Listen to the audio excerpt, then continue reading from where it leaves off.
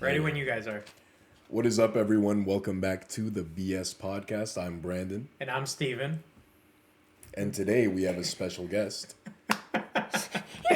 We just went over this. I already forgot. Yeah, I completely slipped my mind. I told you guys, I have a smooth brain. What did you guys want from me? You guys said memory retention is in the wrinkles. I have no wrinkles. There's no memory retention. I'm going to have fucked up mascara. I like how that's your biggest worry. Yeah. Yeah, because I'm going to end up looking like a raccoon again. You'll be fine. Yeah, you'll be great. You'll do great. Yeah, I'm just going to be Winter Soldier. Here. Put down my hair full.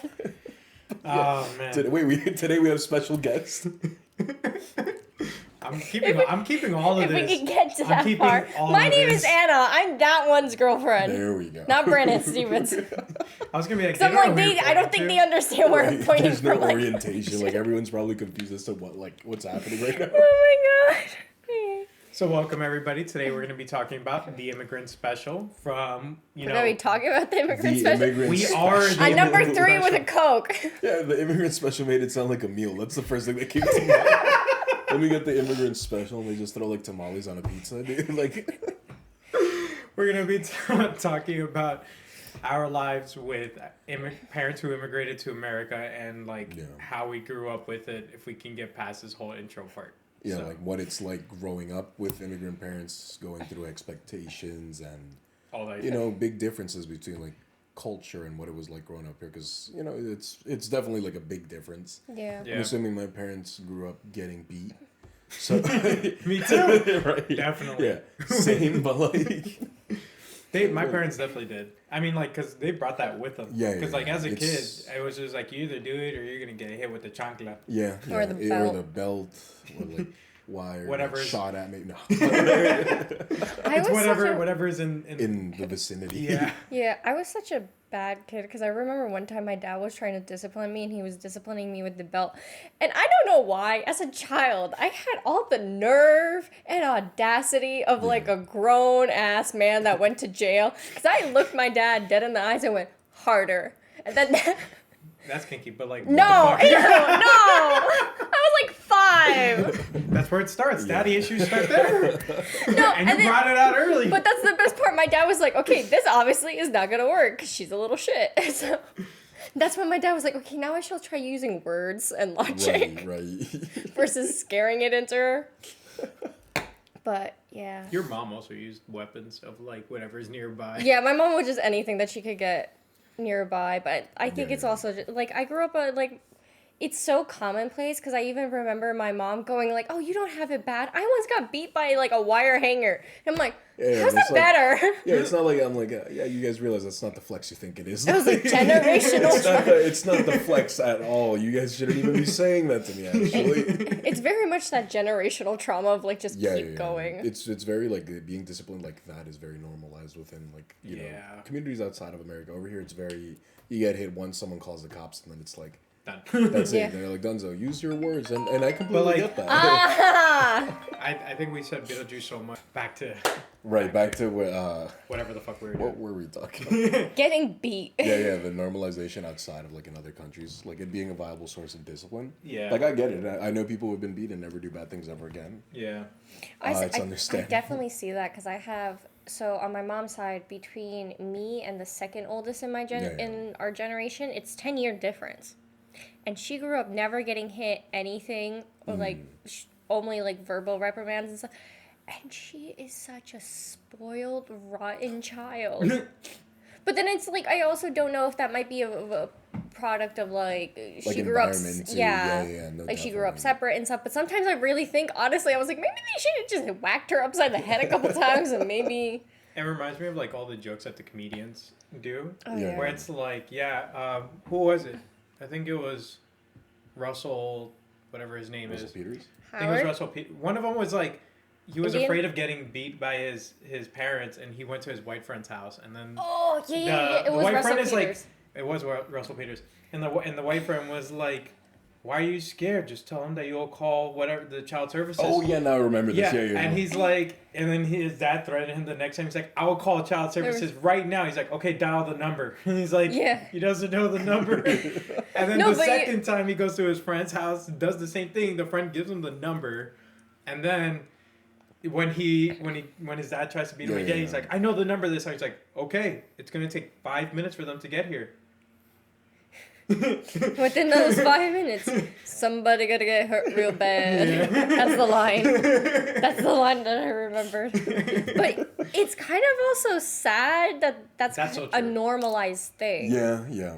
It's a very like a big thing. I remember me personally growing up. My parents used to hit me whenever I like stuff like that. Whenever I was doing like stuff out of line, I was a very idiot kid. Yeah. So smooth brain from the jump.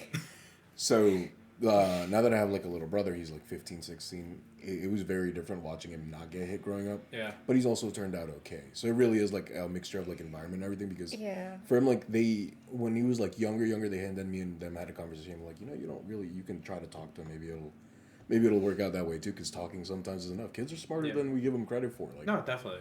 I feel like it's like if you just explain things like this is why you're getting in trouble. Yeah. But I think it also has to do with the role models that you also have.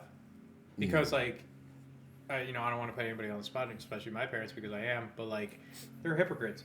Yeah. Because they're like, don't do that, and then they do that. But then I feel like, at least with your brother, he has you, and maybe you're being a better, a pretty good role model, and he knows that, I should probably be a little bit more conscientious of what I'm doing, because my older brother is like this. Yeah, it's very leading by example is such an important thing, and I guess that's why even if he didn't have me, I would expect my parents to be the role models and stuff like that. Yeah, but I guess that's the thing. Yeah, majority of the time they're not because they grew up in poverty. Majority of the time, my parents grew up in poverty, and my dad didn't have his mother for a majority of his life because she was in the States trying to get all of them over. Yeah. So it's very I don't know, it's very all over the place. I grew up poor, so I'm like, I was like, I know, that was my life. Hello. I mean, for me, my parents grew up in Medellin, Colombia. Not, unfortunately, they were during the time of Pablo Escobar and stuff like that. And they were in one of the more poor areas. They were born in a place called Castilla. And so it is one of the ghettos. And so my family definitely grew up really, really poor. I wouldn't say okay, they're not super poverty, homeless, but they were not in a good place either. They're still not. But isn't there a difference between your dad's side of the family and your mom's side? They grew up in the same area. Now, as adults, where they have their own adventures and businesses and they have their own money, is different. But growing up, my dad's one out of 9 kids, and it was just my grandmother and my grandfather. My grandfather was a taxi driver taking care of 9 kids. Yeah. Right. So I would call that pretty, I wouldn't say poverty level, but they were just getting by. Yeah. So, the grandmother being a home mom, my grandfather being a taxi driver, it wasn't until the kids got older that they would be the role models that took care of the younger kids. Yep. And then, that's how it is. But yeah, they also brought whatever childhood they had, they definitely brought it with them because that's what they believed was the way of raising that was the normal for them. It was so normal. It's very much well, I also feel like it's kind of that because I went through it, you have to go through it thing. Yeah, and it is trauma on their level too. That's what they were traumatized. Yeah. That's their trauma, and they never really get to explore that because it's not something that they know needs to be explored. Yeah. It's just something that they accepted as a reality, as a day-to-day for living in those countries. That was just everyone was getting beat. So it was normal. It was, They don't realize, when I was explaining to my parents, I was just like, you guys realize that that's a trauma response. If you were to hit me to correct me on something, it's because someone had hit you to correct you on something. And they're like, trauma? Stupid. What is trauma? But they're like, trauma? So I'm crazy? And I'm like, no, I'm not saying that. What I'm saying is you guys are traumatized. You just don't acknowledge it because of how you grew up. And that's it's been so ingrained in you for how many years that you think that's normal. But meanwhile, you don't stop and consider that maybe hitting your kid doesn't have to be a thing. Maybe you could just talk to them. Yeah. And they're like, whatever. And it's like, well, I'm just saying. Yeah. And I'll just leave it at that. That's really how it is, though. That's exactly the same way it is for my family. When they came, I feel it was just but then again, it's that's how I was. I wouldn't say it's not a trauma response too, but also just that was what they were taught. you know, and like Yeah. their So friends were. there is no other option. There's no comparative. It was just versus yeah, like that's yeah. what I was saying of like once we came here, it's different for us because We had white friends. We're exposed. we have to- white friends. I was like, no, it's just you have a different cultural understanding. Like certain stuff isn't like We're exposed the to norm. so much more. Yeah. So it Yeah. becomes a different conversation. Like I remember like growing up, I thought it was normal to like be constantly scream fighting with your parents. Yeah.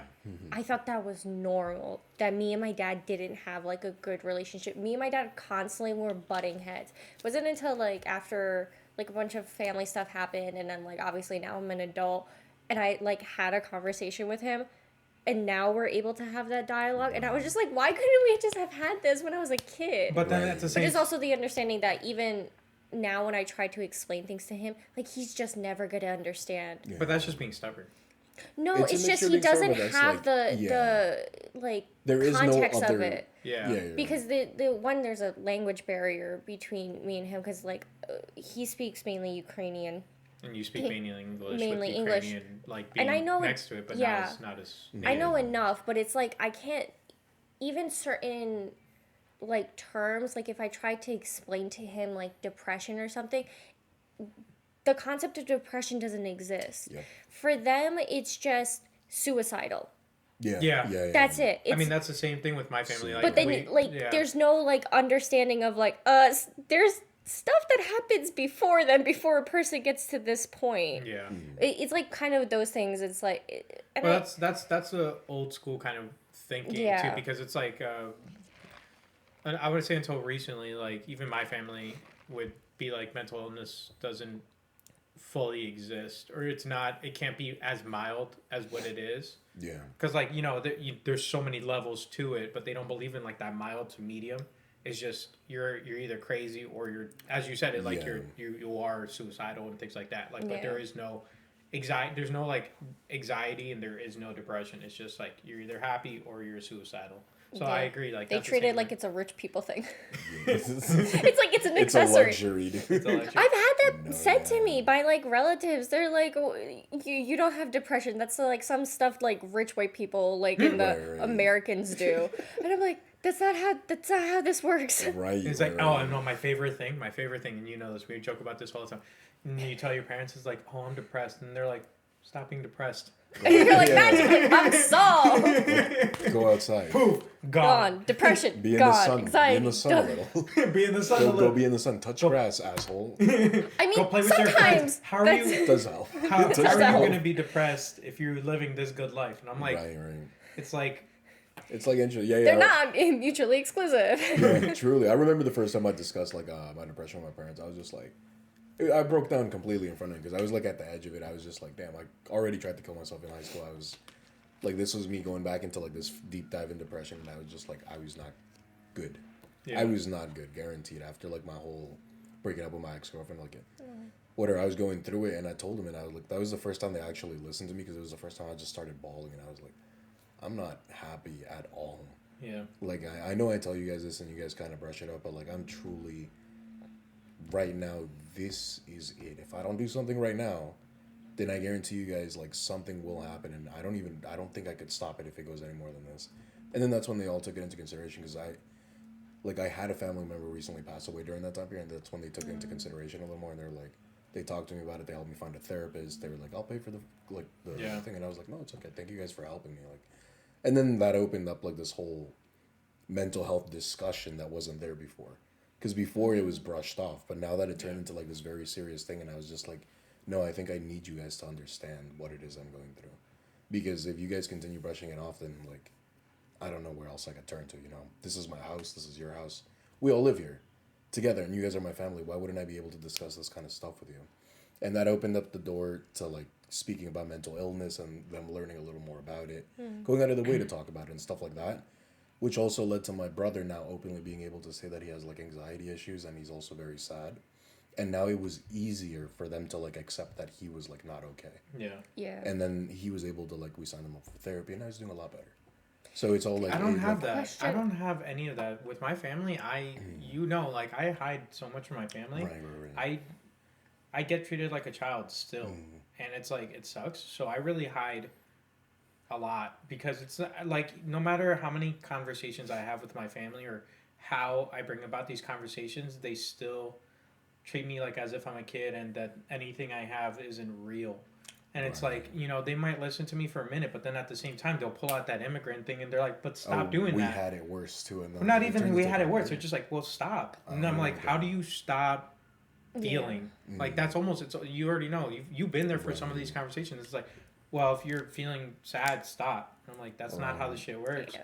Or like, you know, like, wouldn't you think that if you could do that, you would have been doing that? Yeah, and then even on top of that, there's definitely this barrier of like I always tell everybody this, like there's an old way of thinking and a new way of thinking, and my family's so stuck in the old way, and it's like very, I wouldn't, you know, they are stubborn, but like they're so in the sense of traditional that anything neo-traditional or even like nuance or anything like that is just out the window because it's like, look, I view things like this, but they call me complicated because I view things in a different way. And I can't have these open conversations with my family, and I don't. Right. And it's like, I'm not chilling here. I'm just saying this. But, like, my NFT collection is literally about me making up these small little fantasies and going out and doing photography in the city because that is my therapy. And it's just, like, kind of having those moments where I'm just, like, I don't have to think about my family.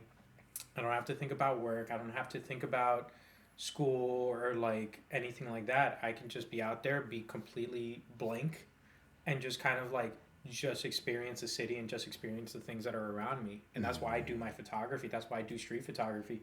That's why I love being in the city away from my house because it's like I know being here isn't like that good for me, and it's like I know my family does not understand me and they choose it's kind of hard because it's like the old way versus new way. It's like I feel like they choose not to understand me. And it's like I choose to understand them and I do my best to put myself in their shoes, but they don't flip it and do it back to me. They don't want to understand it from my perspective. Well, I think it's because of like it's only a thing you would understand generationally. Yeah. Like, within our position, like there's no because I have this like thing with I have it with my dad, whereas whenever I try to discuss something, it's like I said, it's a wall. He's never going to be able to understand it because of the context of his life. So he's constantly, whenever we have these conversations, he's using the context of his life and applying it to my life. But that doesn't work because it's like I grew up here, even though I was born back in Ukraine. We moved here when I was like 3, and I pretty much have lived my entire life here in New York, and I've gone through like public school. I've gone through American culture and stuff. Like even though my household was very traditional, my family was, the way I grew up is still so vastly different. Even like technology, world issues, so very different. I live in a city versus my dad grew up in like the countryside on a farm. Yeah. It's so vastly different. So I think a lot of the times it's like he just doesn't have the necessary context and won't have it to ever understand. But then my other favorite thing, which my mom does a lot, is I tell her like a problem, and then she starts going like, "Oh, you don't have it that bad. This is what I went through," and derails the entire conversation. It's like an immediate like competition with them. Like when you're trying to bring something up. And then I'm like, this is not, I'm just trying to explain to you. And then I stop telling them stuff and they're like, why don't you ever talk to me anymore? I was like, because there's not a conversation I don't even try that. to be had. I do the same thing that Ordinary does at work. I'm just like, yeah, okay, yeah, I suck. You were right. Like, I don't know what I'm doing. I'm very complicated, yes. Right. That's what I do with my family. Easiest way to get out. Yeah. Oh, hell yeah.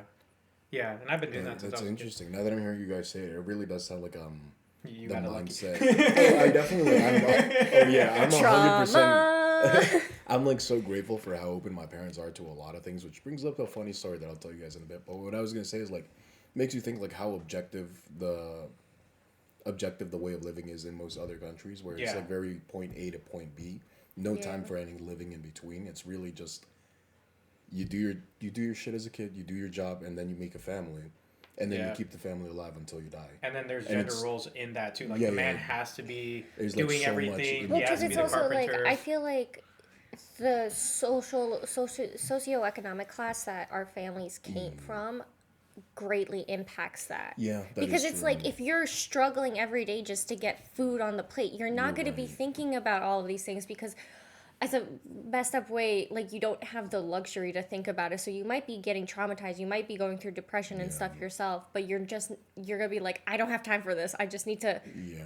And it's kind of like the blinders effect that happens. And that's where the goal comes from when they get here. They just don't want us to go through that. Yeah. Like, we're already in a better place than they were. Why would they want us to, like, regress back? And we, like, depression is going to be the thing that breaks it and leads you into, like, this whole spiral that now he's not going to be able to provide. Now he's not going to... Like, it's just, like, this moment of weakness where, you know, they put themselves on a pedestal. And they don't acknowledge any other cracks in it that'll knock them off of it. Yeah. And I think, I get it. I definitely get it. You don't want anyone to see you as weak because, you know, I used to think when I was younger, back when I was, like, 8, 5... I was like, damn, my dad and my mom are like superheroes. They're just knocking everything out, doing whatever they have to do. Mm-hmm. But then, you know, now that I'm older, I look at them and then I'm like, damn, you guys are getting up there in age. Like, you guys are like slowing down, and I had that moment on one of my birthdays where, remember, I started crying because it finally clicked in my head. I looked at my family. It was we were at my aunt's house, so my dad's side of the family, and I was looking at my dad, my aunt, and my uncle, and I was like, when did you guys, like, get wrinkles? Yeah. When did my dad get gray hair? Why did they suddenly have, like, jowl? That's just like, you falling behind, because for me, I'm like, damn, you're old every time I see you. I never had, that's messed up. I never had, like, this perfect picture of my family. I always had, like, this understanding of, like, nobody's perfect, like, a lot of stuff. Like, my parents got married, like, way too young, in my opinion, had a kid way too young. Plus their socioeconomic background and stuff. So I was like, they're not perfect people. They're just trying to do their best. But then it really hit me of like, oh no, they're 100% human. Because like, I'm almost I'm going to be 30 in a couple years, right? Yep. You're old. Now my family is... my dad... You're such an ass. And we're 4 days apart. We're 4 days apart. She's November 28th. I'm December 2nd. Literally 4 days. Same apart. Year. Wow. Yeah. Same year and everything. And I call her a cougar. Such a dick. But yeah, it was like that weird thing of like my dad turned 50 and I was like, what? When'd you get old? Right. You're not allowed to turn old. I think it's different because my parents were older when they had me. Oh, maybe yeah. My brother might have similar experience. You're pushing the table onto me. Sorry. My brother might have a similar experience. Oh, yeah, because you and your brother are like 12 years apart, right? Yeah, so my mom had my brother at 19. Same age my mom had me. Yeah, exactly. And for me, I mean, 19 plus 12, I can't do that math. They're 31. But, like, it's, you know, for me, by the time I became conscious of, like, what age it is... Oh, yeah, your parents were already older. I was like, all right, they're old. Like, here I am at almost 32. Yeah, I guess that's why it's probably, like, messes me up is because, like, my parents were young because they had me young. Like, my mom was 19, my dad was 23, if I'm mentally doing the math correctly. So it was, like, they were young people. Like, I think back every single time, like, have you ever, when I was your age, I was doing this, I had this many kids. My mom does that all the damn time to me. She's like, when I was your age, I already had you. You were this many years old. I was like, one, I did not make your life choices for you. But two, I think back and I'm like, yeah, and you shouldn't have had a kid at that age. Because I think of how irresponsible I was, and I was just like, no, I would never trust anybody that age with a child. But then at that age, it's like, oh, I have a child, now I have to do what I have to do, and that's different. Because I feel like everyone in the past was also very mature. Were they? Absolutely or was it not. Just the trauma that forced them to... You know what? It forced them into that. That's what I was thinking. Wait till you meet my family, and that is not true. I have this running theory. He knows about this. I have this running theory that at least for women, I'm not going to say men, but I feel like for women, the age they have their first child is where they stop mentally. And that's where they stay. I mean, guys just continuously decline. Yeah, you're all set at like 5. 5 years old, 15 maybe if you see a pair of noggers. But like, what? I can't roast your... I'm not saying you're wrong. I'm just saying what... But like, I have sometimes conversations like with my female relatives and like I said, my mom had me at 19. I can't remember how old my dad's sister was when she had my cousin, but they were all fairly young. And I'm like, sometimes when I have these conversations, I'm like, yeah, I feel like I'm talking to a 19-year-old. Right. Like, my mom will tell me fights that she got in with my stepdad, and her reasoning behind it, I'm like, what are you, 12? Right. Like, this is such a child. Like, she got upset with him once. And the whole thing was, she didn't tell him to do something specifically, but it was the whole, he should know. He should read my mind and know. I did not clearly communicate it, but he should know.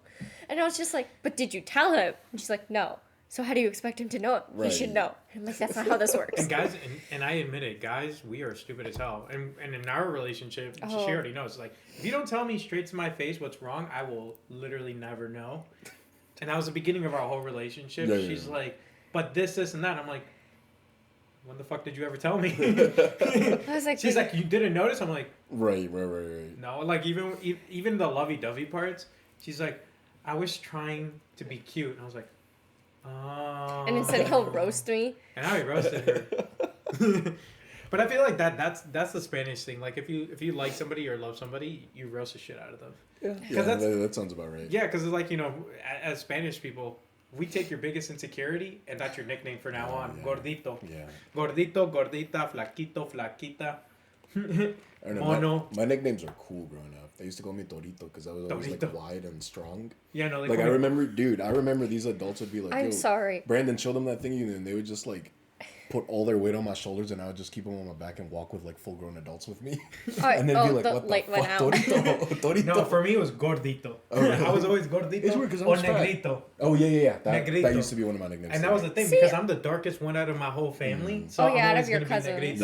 Out of all my cousins, I'm Negrito. Yeah, that's the nickname that's sexy. I had nice nicknames. I had like the baby version of my name, which is somehow longer.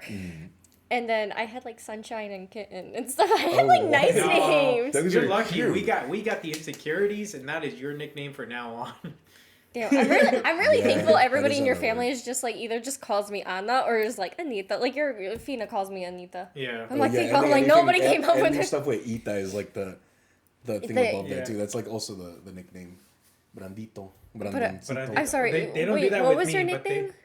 Torito. I'm sorry. He said that and it was like Totoro.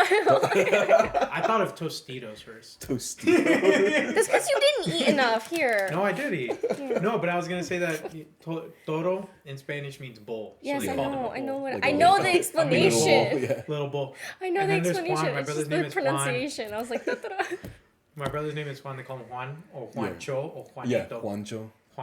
Juanito is the one that usually sticks for that name too. No, they call like him my cousin Juan. Yeah, your family. Because I think somebody else in your family is called Juanito. Do you know how many Juans we have in my family? I know. I'm just like. We have different variations. Juan Gabriel, Juan Esteban, Juan. You just put any fucking name. I can't roast his family on that because it's like I'm Anna. My grandmother's Anna. My dad's Vasil. There's his first cousin's Vasil. My cousin's Ivan. Our grandfather's Ivan. Is also a part of Vasil. Well, that's because it's the naming traditions in Ukraine. Your middle name will always be a variation of your father's name. Oh wow, that's pretty cool. I like that. Compared to us, we just stack the names onto. Yeah, my middle name is David. That's it. See, Brandon I grew up being envious of that because because if you take my name and translate, it's literally telling you what your family lineage. Yeah, it's like Anna, who's the daughter of Vasil, who's from this family. No, for us it's like, so you are a mixture of all these families. Ramirez, Guzman, Castaño, Velez, bada. So you want to see my family tree? This is my family tree makes this, whatever this painting is, small. Because there's 50 cousins on one side, all right? That's already hard enough. Right. Look, 9 kids. Each one has a minimum of 3. Yeah. So 9 times 3, that's 27 on the first line alone. And then some of them are already having kids by the 3s. So that's already another freaking line. So we're already... That's fucking insane. I think we're having at most 2. 12, yes. 2. 12. So we're gonna have 12, so I can have a sailboat, and each kid has their own. You can have like a whole basketball team, dude. You can take that over maybe. the league. No, I want to do the sailboat. I want to have my own sailboat. Each one has their own job, and it's free labor. That is true. That is very true. Free labor. It's just teaching them a lesson. She's so excited. That's her face. I don't see. You're saying these 12 kids, and I'm like, I don't know who's giving birth to these 12 kids. You are. No. Who else? Brandon is gonna do it for me. You're gonna carry. If I must. We're gonna be doing the Seahorse Project. Like, there we go. Oh, isn't it so interesting too? Like the amount of kids that they used to like have in other countries. My grandmother is like one of 13 or 15. Yeah. My dad's like one of 6. But it's also my like mom is kids one out of one. died young. Oh, really? My mom Very is, NFT. Yeah. One of one project. One of one. My mom is 1 out of 1. My dad is 1 out of, I think, 9, if I do my math right. Yeah, it's really funny to me because it's like my grandmother, one of 13 or 15. I don't actually remember the actual number. And then my dad is one of 3. My mom is one of 3. But then each of the kids, except my mom's brother, he broke it because he had 2 kids. But everybody else had 1 kid. We're just like 1. Like, that's it. There are enough people in this family. That would be like, I wouldn't mind having a bunch. But it's just the way my wallet is set up. Yeah. You're like my wallet. I just like the cleaning. Then try not to impart whatever generational trauma I received onto them. Right. Being more like conscious of all the things that you do around them. But that's such an interesting thing too. Like, that's why I'm like very hesitant about like having children is because I'm like it's a lot to consider now. Yeah. Especially now there's so much more steps into it. And especially with like economics being such a big thing. Like in other countries you might be poor, but somehow you could still afford rice and beans and feed all 9 kids or 13 kids. That's so true. But here in America and at this time, right now as we're filming this, it's gonna be $20 does not go anywhere. Yeah. Yep. $20 exactly. ain't shit. Yeah, maybe you could buy the bag of rice with $20, the big bag, and that's it. You won't even be able to afford the beans, or if you do, each kid is getting 1 bean. Like, yeah, dude, they were surviving. Yeah, they were like, and they still want us to have kids. They're like, where are my grandkids? I'm like, oh my god, I'm gonna pull out Sophie. Here's your kid. Listen, you laugh. My mom, I constantly say this. My mom had a second kid, right? There's a 25-year age gap between me and my sister. And then literally, like, a couple months after my sister is born, she looks at me and goes, so when are you having a child? I'm like, focus on yours. Like, why are you... Mind your business. I was like, I'm not popping one out. Dude, the amount of time my mom goes like, when are you giving us grandkids? And I'm like, bro, I get no pussy. You see me in my room all the time. You see me in my room all the time playing video games. Like, what? You think I'm just going to get... women? Don't worry. Eventually, they're going to stop bothering you and bothering your brother. You know what's funny, though? Like, before... So this was the story I wanted to get into before, like, on how open my parents are, which is, like... something I'm super thankful for. Always grateful. I always love them. But like back when I was living in Queens Village, there was this point in time where it was like around maybe end of high school, like after I graduated, I was having a dry spell for like a couple months. I wasn't really doing it. I was just going to work and just coming back. And they were like, one day I'm getting ready to leave for work. I'm going to GameStop. My mom, before I leave, she's like, Brandon. And I was like, yeah. She was like, in Spanish, obviously. She was like, I just want you to know that, you know, maybe if you're not bringing anyone over, if it is a guy, it's completely okay. And as long as you love him, we'll love him too. And that's completely fine. And we'll love you no matter what. And I was like, I looked at her and I was like halfway down the steps and I grabbed my heart and I'm like, you guys are amazing, but I'm not gay. But I'm so happy you said that. Like, it's so nice that you guys are that open to something I'd never had to talk to you guys about. Like, that's beautiful that you guys are like that, considering like a lot of other people in my family are homophobic. So it's so it's so interesting that you guys just you said this, and I love you guys for saying that, for being so open and progressive. And so we laughed. Mom, I'm not gay. So we laughed, and I was just like. So then she's just like, so you're just lame. Got it. You're just a loser. Pretty much. I was just like, no, Mom, I've like literally just been working. I just haven't been talking to anyone anymore. And she was like, oh, okay. Well, now you know. And I was like, yeah, now I know. Thanks. But like a sweet moment that made me realize, you know, like it's not a complete lost cause, that I can talk to them and maybe change their mind on a couple of things. And that's like what I've been doing now. Yeah, no. No. I mean, luckily I have her. Parents, otherwise, I'm going to be kicked out of my house so fast. Oh, I'd imagine. Yeah. Oh, yeah. My family is traditional for that. Right. That's so funny. That sounds about it. It's like super like... It's taboo, essentially, stuff like that. So I mean, luckily I have this girl, this porcelain doll. I'm good. Just here. Just here. That's what your mom also calls me too. She calls you the porcelain doll, yeah. I hate it so much. Everybody who's watching this video is gonna know why. Well, yeah, and people on audio are gonna understand. Damn, I'm very white. She's so very pale. She's so pale that it makes Casper the Friendly Ghost look black. I think we have You laugh. We have a picture from before we started dating with us, and it's like I'm glowing. Oh, and I'm in the dark. It was so weirdly enough, she's overexposed. I'm underexposed. That's literally how bad it is. That's every single one of our pictures. If like we take it with the flash, it's just like ding. It's like a light bulb went off in the room. I have such a big fear of porcelain dolls. That's a side note, but like, I used to collect them as a kid. I have a box full of them. You saw Annabelle too many times? No, you know what's crazy? I know, it's a Raggedy Ann doll. It's because of Chucky. Chucky like traumatized me as a kid. Really? I saw it when I was like. Chucky wasn't a porcelain doll either. No, he wasn't. That's the thing. But like after that, ever since I saw that movie, I was just like, anytime I saw any porcelain doll, my like goosebumps would go in my. I would just start shaking, terrified. And it's crazy because I collect like vinyl figures, like designer toys and stuff. Yeah, Funko Pop. So it's very not it's Funko like Pop. It's a similar thing, yeah. Yeah. So I'm like, why am I not terrified of this stuff? But I'm very porcelain doll. Just send him a porcelain doll. He lives at 123. It's the fact that they look alive. Hi, Sophie. No, she just you see, this is the grandkid that my mom wants. This is the grandkid that my mom wants right here. When she's like, where's my grandkid? I'm just gonna pull out Sophie every time. I'm like, she's right here. What do you want? What else do you want? I told that to my dad. So thankfully, my dad is the only person in either side of my family who's like, no children yet. No, really? I remember. So, funny story. I ended up getting really trashed the day before my birthday, and this was the day. But yeah, it was the year that my birthday fell on Thanksgiving. So the day before, our office was having electrical problems. So around like lunchtime, they were just like, just go home because nothing's working. The building's power kept getting cut out. So we all had originally, me and a few other coworkers had planned to go to a bar across the street from our office and like have a few drinks and then everybody go home. Right. So we get there, we do a round of shots, we have like a drink that we were all supposed to be sipping on, but more people come and then more people want to do shots, so I did another round. And then another group comes, so we do another round. And then it was my birthday and somebody else's birthday coming up. And so the bar we went to did like a thing where they give you a shot and then they give a friend of yours a shot too. Okay. But everybody was driving. I was the only one that could walk, so I took 2 shots. Mind you, the only thing I had eaten that day was nachos. So I had like 5 shots and I had drank 2 like passion fruit mojitos. So I was done. And then everybody's like, do you want to ride home? And I'm like, no, I need to sober up. Because if I come home drunk, my dad's going to kill me.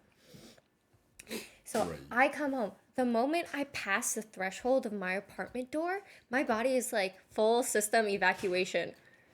Oh, I run to the bathroom. I just start puking like crazy. And I'm throwing up. It's like 2 rounds of throw. Finish. I go to my room. I lay in my bed. I open my eyes and everything is like, just moving around. But it's like stop, start. I remember this, yeah. And so I was just like, I need to throw up again.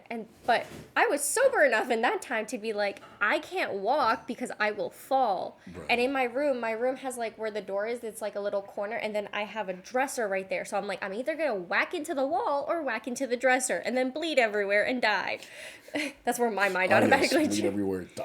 Yeah. So then I was just like, my genius drunk brain was like, I'm gonna crawl to my bathroom. So I crawled from my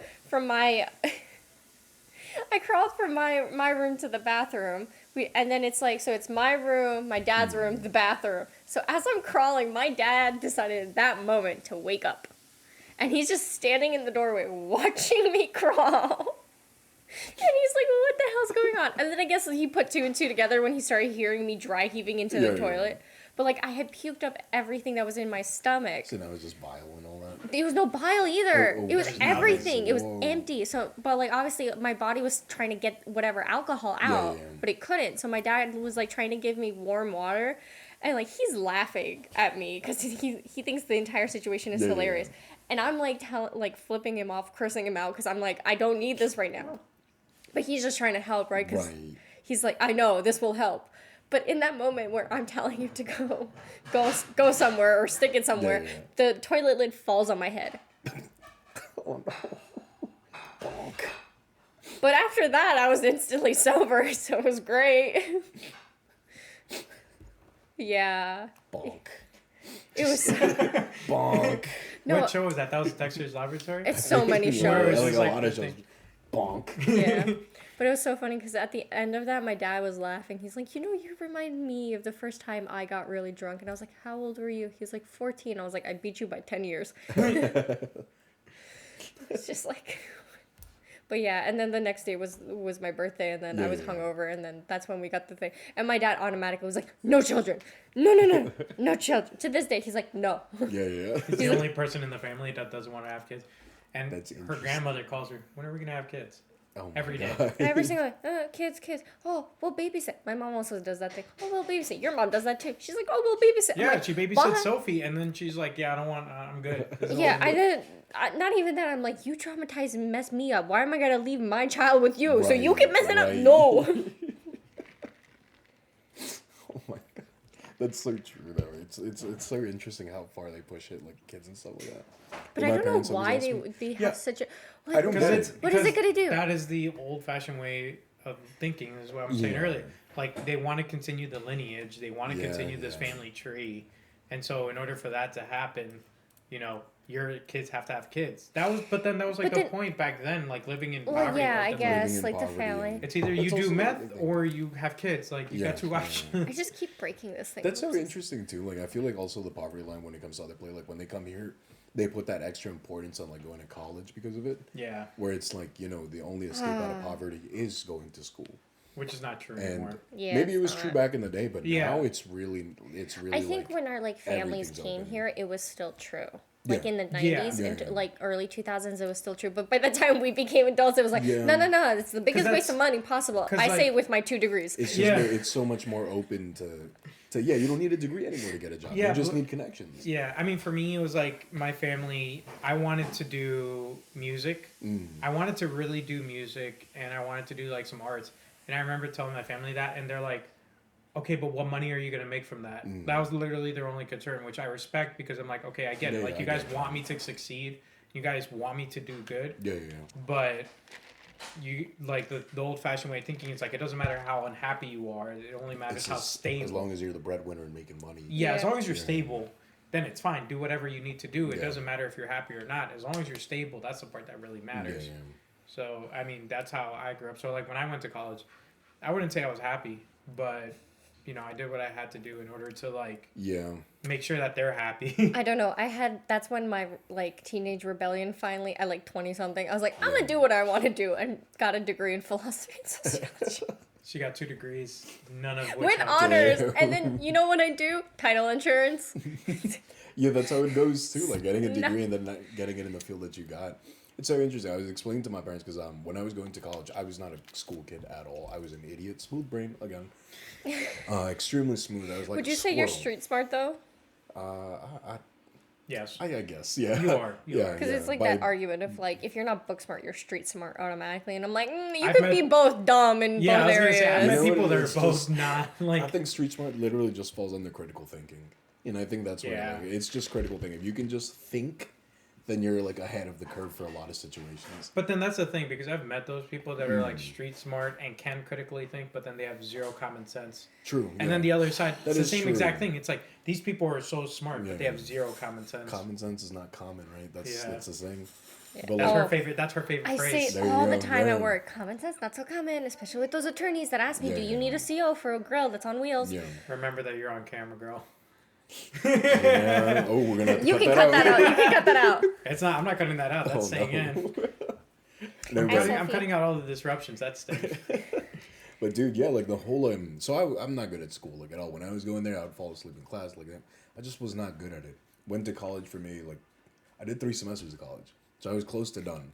And then I was just like, I'm gonna take a year break. I told my parents I'm gonna take a year break. Like I feel like never came back. Never went back. Literally started working at GameStop. Within like a couple months, I was like assistant store manager, and I was like, I'm gonna wait. You know what? I'll go next year. I'll go back to college next year. Finish up.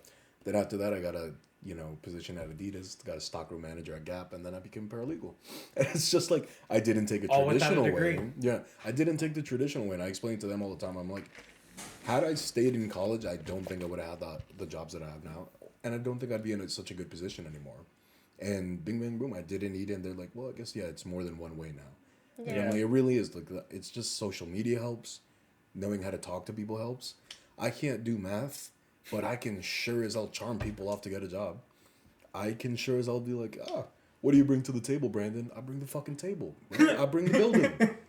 What do you guys bring to the table? You need chairs, I got foldable chairs. What do I You're in the car right now. What do you need? I got you, fam.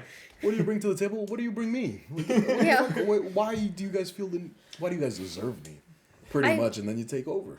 I will say, like, for college, because it's also, like, I feel like a lot of immigrant families, they want you to do, like, something in economics, something engineering, something Nursing. medical, nursing. Because those are very respectable jobs when it. But that's why I say I that. feel like at least my degree did help me because again, philosophy and sociology, so it's a lot of understanding of how people work and how as a group, and then a lot of critical thinking and being able to dissect things. So I feel like I apply a lot of what I learned, not necessarily the literal Descartes philosophy on spirituality or whatever, but the practical knowledge of how to dissect something, how to figure out what somebody's actually saying and what they need. I apply that on my day-to-day, and I feel like if I went the route that my family wanted me to go, which was medical, I don't know why they were so obsessed with me when I would cry at the sight of blood, but they're like, you're gonna become a doctor. I'm like, no. I cried with needle. Last time I had a doctor's appointment and they had to take my blood, he had to be there and I had to hold his hand because I was crying. And I'm just over there look at that needle. And I just look at it go right in. Bawling my eyes out. I do phlebotomy. I take people's blood all the time, but just, so I'm so used to looking right at it. Oh, I can't. She was like... Dude, needles are fun. I can't. I'm looking the other way. I'm holding his hand. I'm crying. I was 23 and bawling my eyes out. Then you're just reminding me of when I was at the dentist and they had to root canal, I think, and they pulled out those industrial sized syringes, and I was like, dude, that's fucking cool. As my mouth was open, I was just like, that's so fucking cool. You're gonna put that in my mouth? And she's like, yeah. And then I'm like, nice. And she was like, you're not scared? And I'm like, no, that shit looks cool. You could kill me with that. That's fucking awesome. And then she's like, okay, I don't know what to do anymore. So she just put it in, and I'm like, my face was numb, and I'm like, can I just buy one of those? Is that a thing, or do I need to no. get one? And yeah, she was like, I'd rather you didn't buy one. And I was like, all right, whatever. I don't think I need it then. All right, I've had 2 root canals, and every single time I have a habit of closing my eyes because I don't want to see it because it freaks me out more. But then my dentists are like, you can't close your eyes because we don't know if you fainted, and if you faint, we can't do the operation. Oh, okay. So you see, I don't want to do any of that. I'm going to literally make sure that I find a doctor that knocks me the fuck out on purpose. With the bonk. Yeah, with the bonk. I don't care. As long as I'm out. It depends on what tooth you have to get the root canal, because I have to. I have one on one of my molars in the front tooth. I don't care. For this one, you are knocking me out. They numbed it. This one, they gave an industrial thing, but I was still awake for both. But they were saying if it was closer, if it's on the bottom, there's a nerve here, and they have to knock you out because if you move and they accidentally hit that nerve, this entire thing becomes paralyzed or you lose feeling. I don't care what they tell me. I'm gonna tell them knock me out. It's interesting. I just want to say fuck my dentist. She ruined my teeth, my old dentist, and I just want you to know it's on site. But yeah, she ruined my teeth. This is a joke for all purposes. But I hate dentists. So much. I hate bad dentists. She ruined my tooth. This one over here, I'm missing. I can't see, man. I don't. Oh. Okay, I see it. I have no incisor. I think they're the sharp ones, because she ruined it so bad. Canines, yeah. Well, she ruined it so bad, and my new dentist was like, she did it so bad that we can't do anything on top of that. We can't even give you anything. And I had to get this root canal redone twice, and they had to laser away my gum because I got an infection because it wasn't done properly the first time, and there was a gap, so they had to redo it. And now they're like, we can't put in the permanent crown because they have to physically extract it to pull the tooth out more so that there's actually room to put the crown on. And then I looked at them and went, I've had braces and Invisalign 3 times in my life. No more. And so I haven't gone back, so this is still a fake one. This is still the temporary crown 4 years later. Dude, oh my god. That's an immigrant thing. Avoiding doctors and stuff. To not pay, dude. No. That's what I do. Mine is just I don't want to deal with it. Fuck my dentist. But my old one used to make me pay all the time for a bad job. And she ruined so much of the thing, and I had to pay so much out of pocket. I think in total I spent maybe a couple $1,000s with her. That's all for it to be horrible. She would put the crown on. She what wouldn't made put you it keep on going back? I was so lazy to find another one. So my fault. Okay, I take half the blame. But God, how are you that bad at your job? And then it just came to my parents were just just stop going. And I was like, fuck yeah, wait a minute. So I paid the last thing, and I was just like, you know what? I'm not coming back. Yeah, I'm not going back to this dentist. But then that actively put me in a position. I'm like, you know what? I'm gonna actively, because then my mom was just like, maybe you should go on the medical insurance's website or the dental insurance website and actually look for doctors underneath it. And I was like, hey, Mom, that's pretty smart. Wait a minute. Yeah, that's pretty good. Did you do it, though? I did. And now I found a phenomenal dentist lived like a couple bus stops away from me, so I'm like good. super. And they were so good, so nice. And he broke it to me like, had to break my heart, but like I was just like, so what's it looking? Can I get a gold tooth? Where like she picked it up, and she was like, he was like, I recommend you don't get a gold tooth at all because it's not good for your. She's like, he was like, it's bad, and then I was like, damn. Whatever, I guess. I'm over it. Can I buy a needle? Can I buy a syringe? You should have been like, can I get a silver tooth? Like, oh my god, I remember. So it was a big thing in like Ukraine to have like gold teeth. So obviously, but isn't that not everybody had good teeth. Isn't that the old way of like? Also showing wealth, but it was also also showing wealth, but also hiding your money. Yeah, hiding your money, but also. It's everybody had bad dental health, so people's teeth would get ripped out. My dad has like a whole missing gap because they ripped out his adult tooth as a kid, and it was perfectly healthy. He's like, I still don't know to this day why they ripped it out.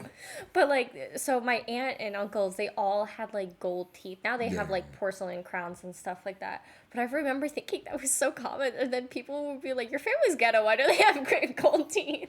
And I'm just like, I mean, my family doesn't do that.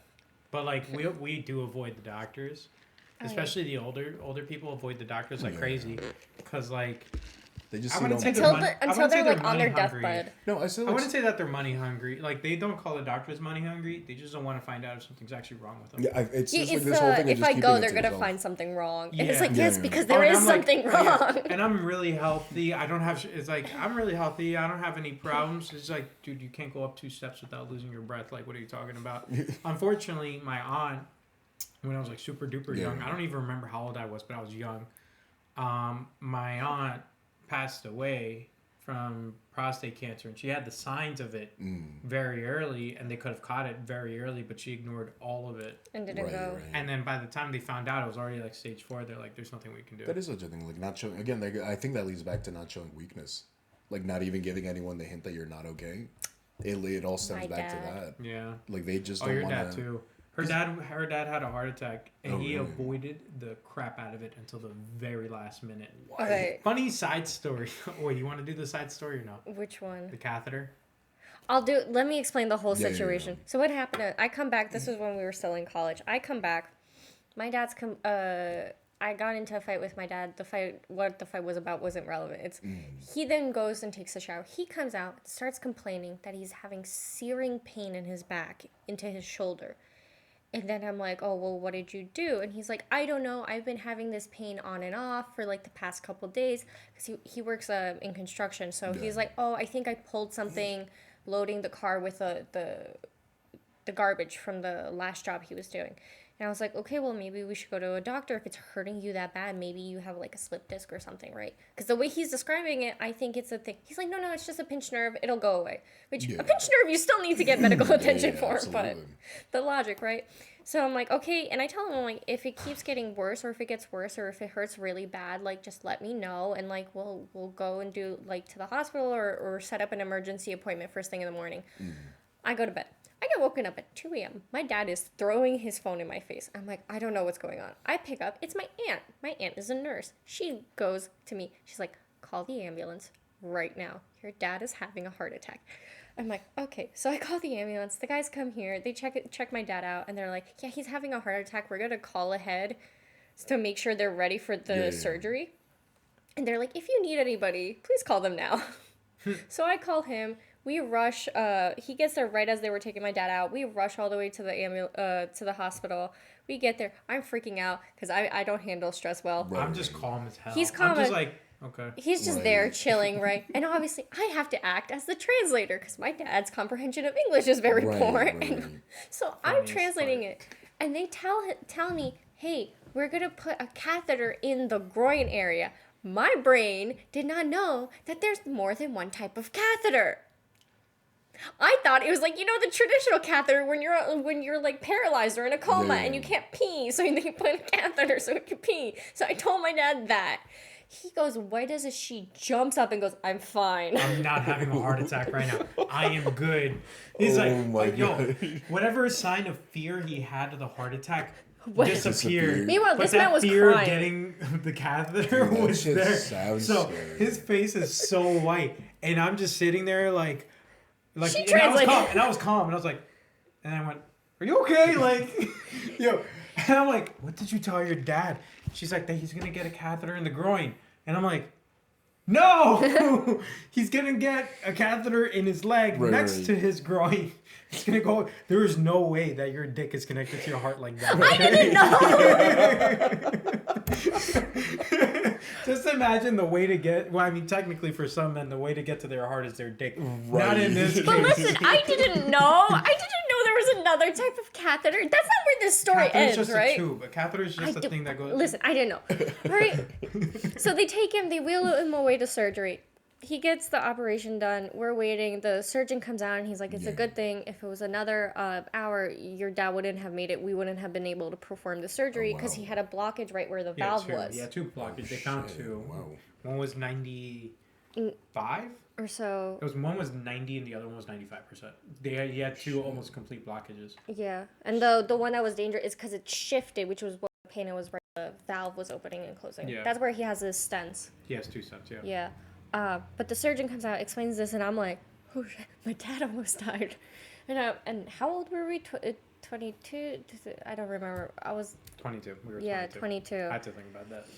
And so they're like, yeah, we're gonna bring your dad out. You're gonna be able to walk with him to the thing, but we're gonna have to wait a little bit while we set up his room, so you guys are gonna have to wait outside. And then he's just like, yeah, your dad's gonna have to be here for 3 days so we can monitor him, make sure he doesn't bleed out or the stent collapses or something, right? Logical. Yeah. I'm like, okay, fine. They bring my dad out. We're walking with my dad to the little area. He looks me in the eye and goes, surgery went well. I'm like, yeah, you're fine. And he's like, okay.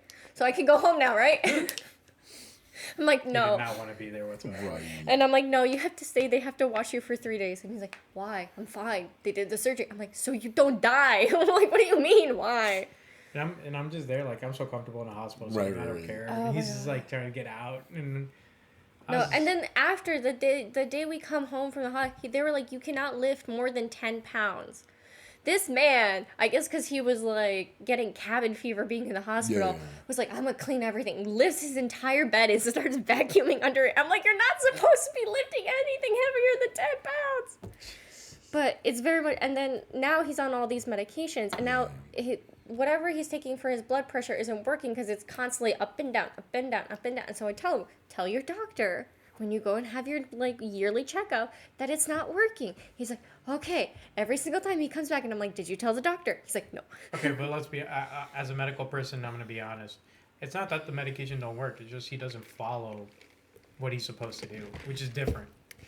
He takes the ones that in the morning all the time. He never misses those. Okay, it's the ones at night. But his diet is awful, and he's not helping. So well, listen, there's I only love your dad as much as you do, but I'm sorry. It's a very stubborn. That's just being Spanish or like being he an immigrant. Complains also. Like, you're just so he complains stubborn. that he's like fat all the time, but that doesn't do anything about it. My family does too. They're like, yo, we're all gaining weight. We should do something about it. And then all our diets start at 8 a.m. and then at 5 p.m. Monday through Friday.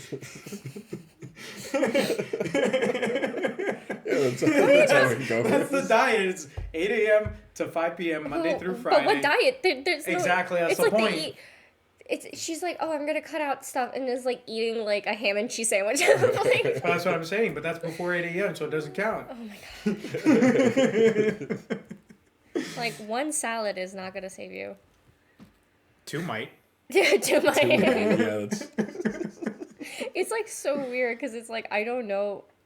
Maybe it's because it's just like I have a stupid high metabolism and I just eat way too clean and I'm allergic to a lot of things, so that's what saves me so too. You're kind of like forced into but that's another thing. In her family, they don't believe in allergies. Allergies don't exist. Really? I've almost been killed numerous times by my faking it. They're like, you faker, don't fucking lie to me. There's two Throwing things. the stuff at her. Yeah. They're like, you're not allergic to pollen, right? Here's some flowers, like right into your nose. I keep telling my family. Catch this bouquet.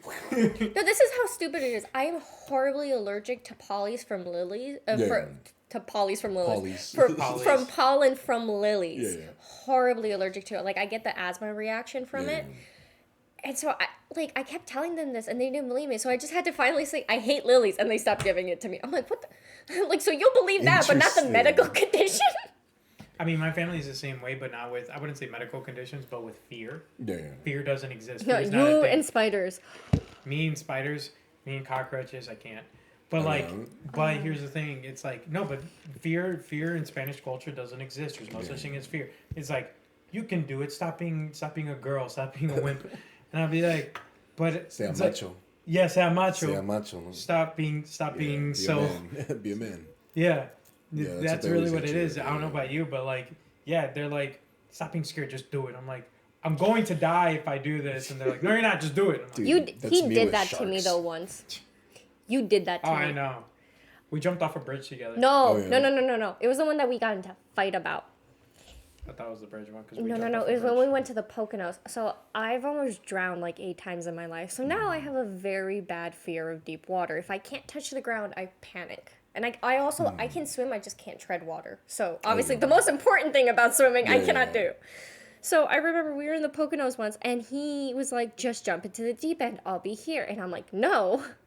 I'm too afraid. I'm gonna be here in the shallow. And he's like, no. And then he got mad at me. He was like, you don't trust me. I was like, my fear of dying overrides my trust in you. And then she jumps off a bridge with me. That was before. No, but to add to that, the Poconos thing happened after the bridge. You can explain the bridge thing of what happened, thanks to your brother. We jumped off a bridge. Okay, good explanation. Nice. Long story short, we went to Martha's Vineyard. In Martha's Vineyard, there's a bridge that people jump off of just for shits and giggles. Why I agreed to this, I don't know. I did it since I was a kid. And like I said, I did it multiple times. I did it twice. Okay. But like... since I was a kid. Yeah. So I was a kid, and then I was not as much of a kid, but I was still a kid at heart. Okay. Right? And... what was it? Oh, yeah, so we lined up on the bridge. She's scared as hell. My brother's next to me, and we're all holding hands to jump off the bridge. And then she jumps off a bridge. We're supposed to jump off together, and we jump off, and then I just feel somebody grab my arm, and I couldn't jump, so she went in by herself. And I realized in the middle of it. Yeah. No, but I realized in the middle of it, and I screamed his name, and with an open mouth, I landed into the water. Oh, shit. So everything went in, and so then I'm like trying to get up. And after that, I was so mad. I was so mad. Even like nobody in your family said anything either, because they were like, ooh. Yeah. But like I said, fear doesn't exist. Your dad also does the same thing. Like, fear doesn't exist. Oh, yeah, he does that because I'm also terribly afraid of spiders. But for some reason... Oh, I'm terrified of heights. But for some reason, in our relationship, I'm the one... I'm deadly afraid. Are we going to tell the clock tower one? No, it's you. Oh, that one died for some reason. Yeah, I mean, this one died too, so... Yeah. Long story short, we were in Ukraine. There's a clock tower in the middle of Lviv. Yeah. It's in City Hall. You can see the entirety of the city. It's very beautiful. But to get up it, I had the very American mentality of, there's an elevator, or there's an escalator. It's these old, rickety, medieval stairs. And so going up, I got up. But coming down, you have to go on the side that has the railing. I grabbed the railing. It moved. Oh, shit. So then I look straight down, and it's a straight drop. So then I start crying, and then my dad's freaking out because like every immigrant guy, he doesn't know how to respond to a woman crying. So he's freaking out. So he had to walk backwards while holding my hands. Yeah. But like at one point, I was so hysterical, he literally thought he was going to have to leave me there and go and get the fire department to get me out. But yeah, he was just like, why? Like, he's like, why are you crying? It wasn't that bad. I'm like, are you kidding me? Are you kidding me? Yeah. So anyways, yeah, fear doesn't exist in immigrant culture. That's another one. Yeah. I'm trying to remember what else. You know what's also funny about it? I feel like they go out of their way to show you those things too, to scare you. That's how they try to make you like get not rid scared. of it. Yeah. But they'll put a spider in your mouth. instilling the phobia even worse in you. Yeah, I'll be like, Mom, I don't like spider. And they'll put like a spider in your mouth. See, it's not that bad, son. Just put the spider in your mouth. And it's like, what the fuck? You know what I realized though? It's so funny. My dad always like yells at me about my fear of like bugs and spiders, right? But then I realized, I'm like, oh, it's because you also do not like them. I have like I don't know, the only thing that actually like terrifies me is the porcelain dolls one, and recently sharks. I don't know what I used to. Sharks are terrifying. I like, fucking let's love be sharks, honest. and like literally last week I was just like, damn, what if I was just in open water right now and a shark just came at me? And I was just thinking, I'll probably just push it to the I side. love how you're. I wouldn't even do that. I love how you're like. In my That's head, different. I'm like. If a shark just randomly came out of nowhere and I know I'm gonna die, that's different. But if it was like one of those things where it's like controlled areas. Oh yeah, I don't mind that. But like I'm okay being with in open water. I've been swimming in open water. I'm terrified. Those pictures of like in the open water. I'm like, no. Oh, the picture where they photoshopped like the whale right underneath you, or like no. the megadron. What is it called? Megalodon. Megalodon. Whatever yeah. that. Like no, like the ones where it's like that drop off point, of like where it just where drops. it's just like you can see the land and then you just see like darkness. Yeah, I'm like. No. I've done it. Yeah.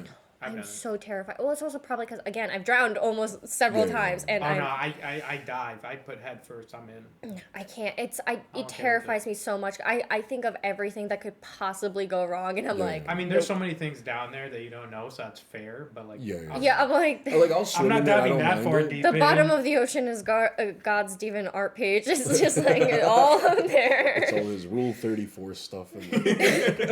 All that stuff is so messed up. We're like.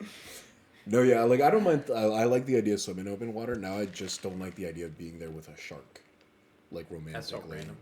Romantic. What are you doing to the poor shark? What is it doing to me? Is the question. I'd be more afraid of dolphins because dolphins are known to do that. They rape people. Yeah. I've heard that. I'll beat the shit out of a dolphin. Dolphins are more dangerous than sharks. Oh, I know. I'll beat the shit out of a dolphin. I don't want to swim with the dolphins. I don't want to swim with the seal. I'm like, I'll swim with any of it. I'll swim with the seal. I do want to do like those like glass bottom boats. It almost sounded like you said I'd sleep with a seal, but no. I know you said swim, like, but that's like how... my brain. I was like, I guess that's how that mythological, like the seal key or whatever they're called, I guess came that's about. what they call sealing a deal. Am I right?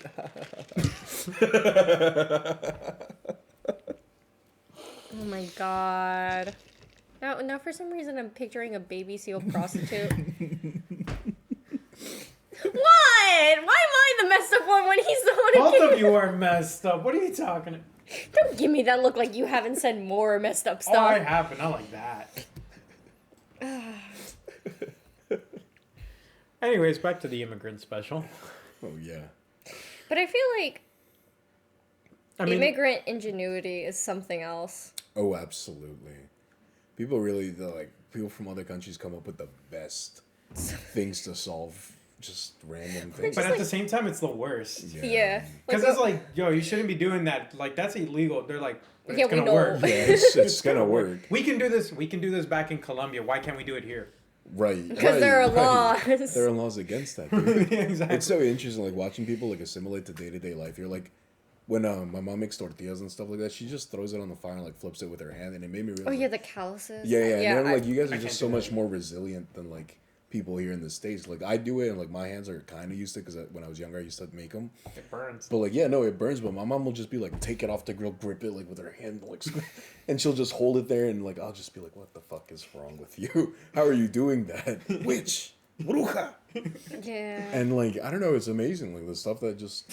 The long work days, the just, like, casually just doing stuff that would naturally make someone complain. Yeah. They'll just do it with no problem. Like, it's like 100-degree weather. My dad's probably, like, putting, like, vinyl on trucks, like, cement trucks. 100-degree weather in the sun. And he's just, like, he'll just go...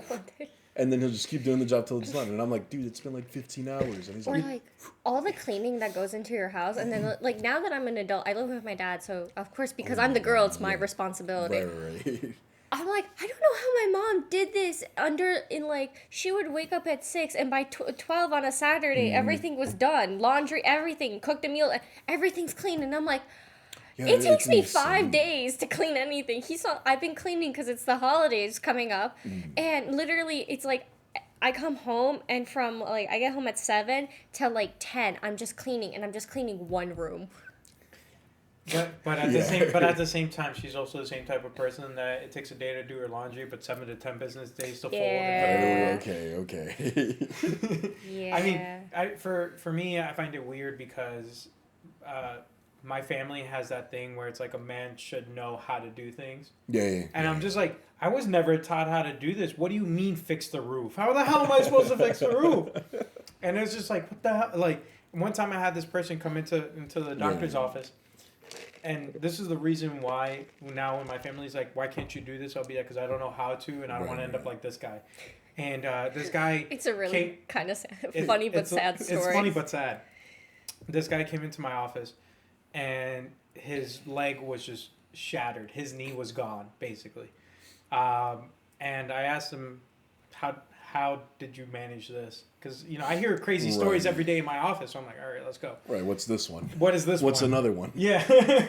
And he's like, I came home from work, and people were working on my roof, and I had to go check and make sure they were doing it right. And I kind of just sat there for a minute, and I'm just like... The goal, what? Man. The goal. No, I looked at him, and I started asking him, like, the questions to make sure I understood. And now I look back at it, maybe I was being a little pretentious or something. But I was like, how much do you know about roofs? And he's like, nothing. I'm like, do you work on roofs? He's like, no. And I'm like, so what made you go up there? Like he would know what's... Hold on. And I'm like, and I'm like, so what made you go up there? And he's like, I had to make sure they were doing their job. He's like, but you don't know how to work on roofs. And he just stayed quiet. I'm like, and you fell off the roof. And landed on your knees. That's fucking Well, funny. no, he landed straight leg, and because he landed straight leg, the compression.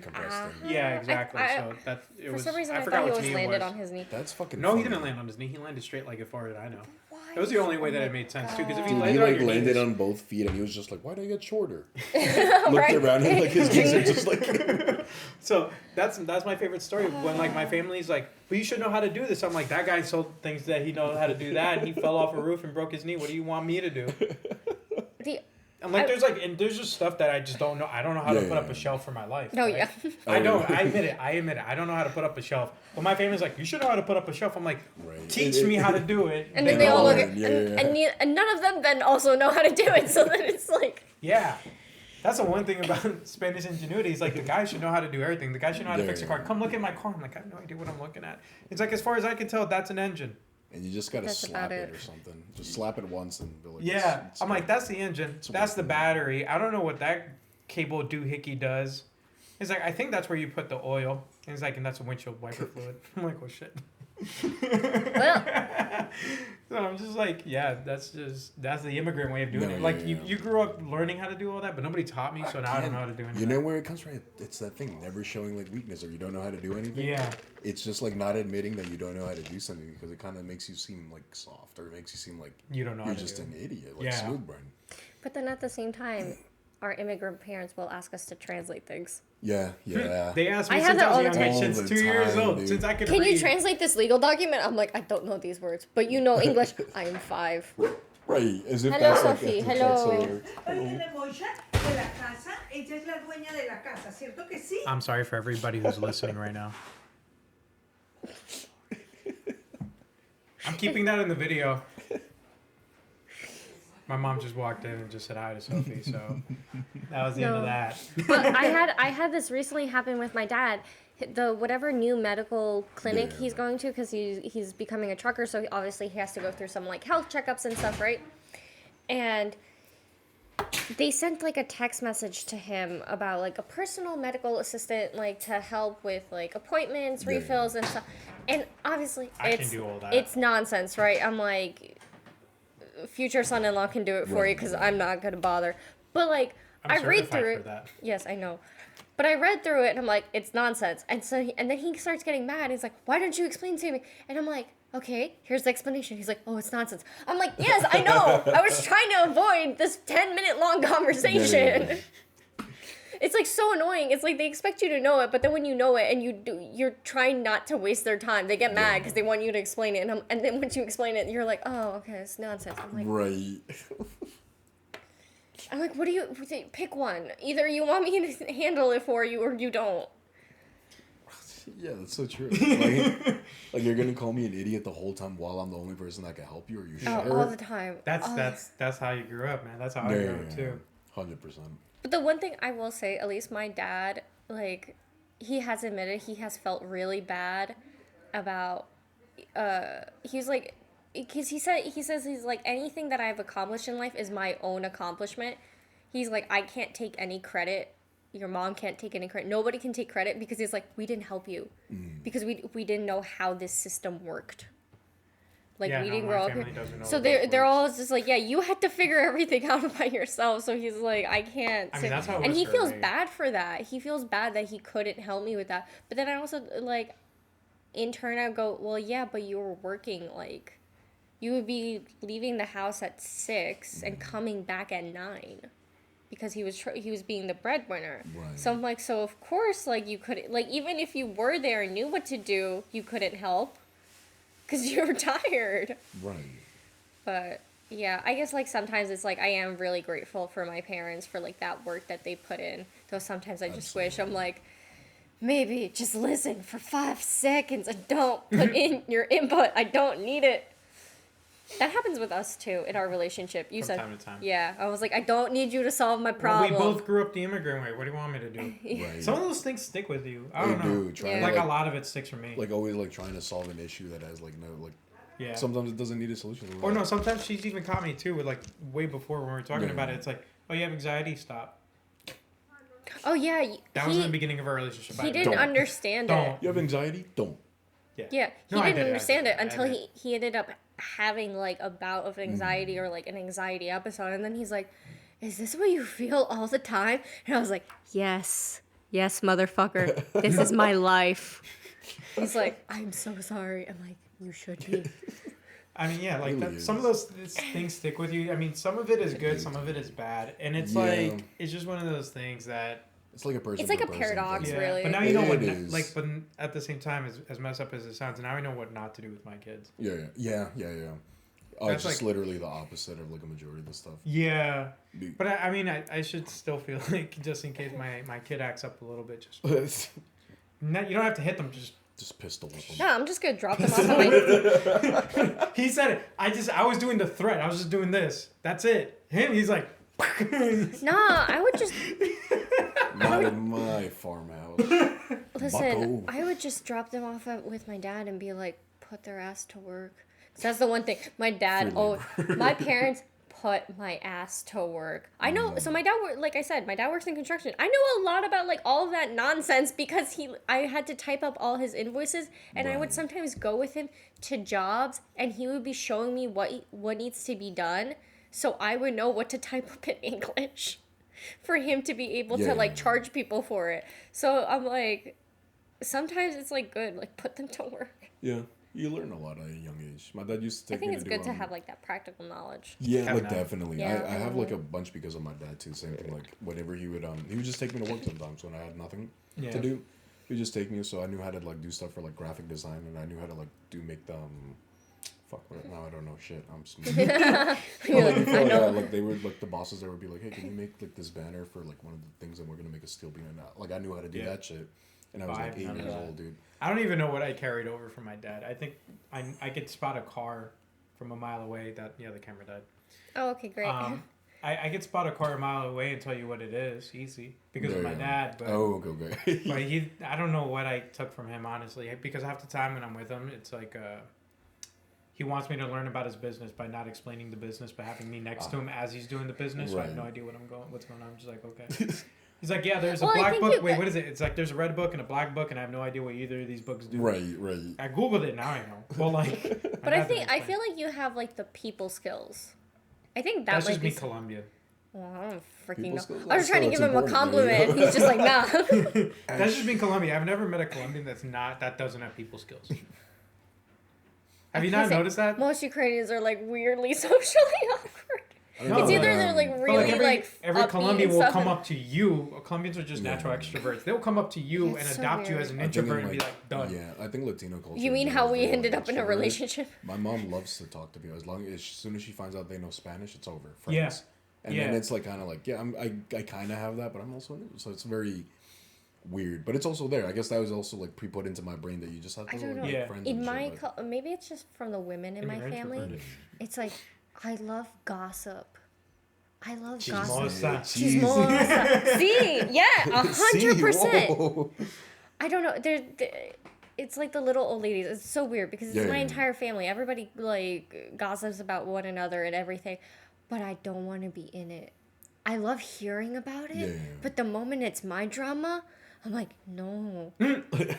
I try to fix it as soon as possible. Does your family do that? Does your family air out your shit to the other family members? Yeah. Steven did this week, and I'm just sitting in the corner. I'm like, why the hell are you telling them this? Don't tell them that. My mom used to do that a lot, and then I sat down and talked to her. That still happens now. My mom would do it in front of me, looking me in the eye. That's what my mom used to do. And then I talked to her about it. I was just like, you know what? My dad did that in like the beginning of COVID, right, when my family was being weirdly paranoid about it, and like I came over to his house, and they like my aunt called me, and it was like a whole big thing, and I remember coming back to my dad and screaming my head off at him because I was like, how dare you like tell your sister where I'm going, all this stuff, like that's none of her business.